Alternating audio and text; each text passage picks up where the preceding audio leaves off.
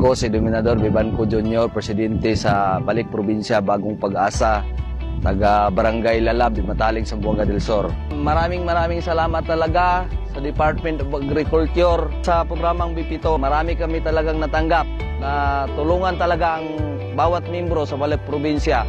Unang-unang natanggap namin, organic fertilizer, inorganic fertilizer, foliar, pesticide, hybrid seeds, assorted vegetable seeds, pisos na drum, compact mill, hand tractor, corn sheller, hammer mill, power sprayer, incubator, layer chicken, native chicken, isang module, saka pigs, 3 kambing, at saka yung iba pa sa AMIA program, yung lakatan, at saka marami kaming training na inatinan. Unang-una ang nagkandak ng training sa amin ng Department of Agriculture. Ang unang training na binigay nila sa amin yung paano mag-alaga ng kambing. At dahil malawak po ang lupain dito sa probinsya namin, kaya tinuruan nila kami kung paano mag-garden. At saka nakahon na rin kami sa hirap dahil yung hindi pa ako nakasali sa Balik Probinsya Bagong Pag-asa, ang kita ko dati ay barya-barya lang talaga. Hindi kaya lang pag-aralin yung anak ko. Pero ngayon, tinulungan ako ng pamahalaan natin dito sa bayan namin, sa Balik Probinsya Bagong Pag-asa, okay na talaga.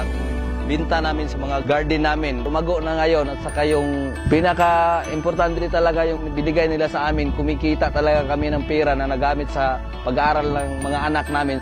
Nakabili na ako ng sasakyan na magamit sa anak ko sa pag-aaral.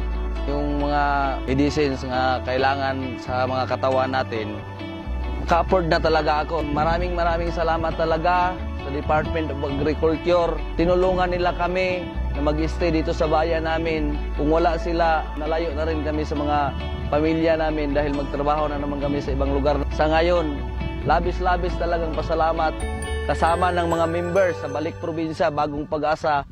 Nagpasalamat talaga kami na binigyan ninyo kami ng pagkakataon na tulungan sa buhay namin karon. Medyo guminhawa talaga kami dahil sa tulong ng Department of Agriculture.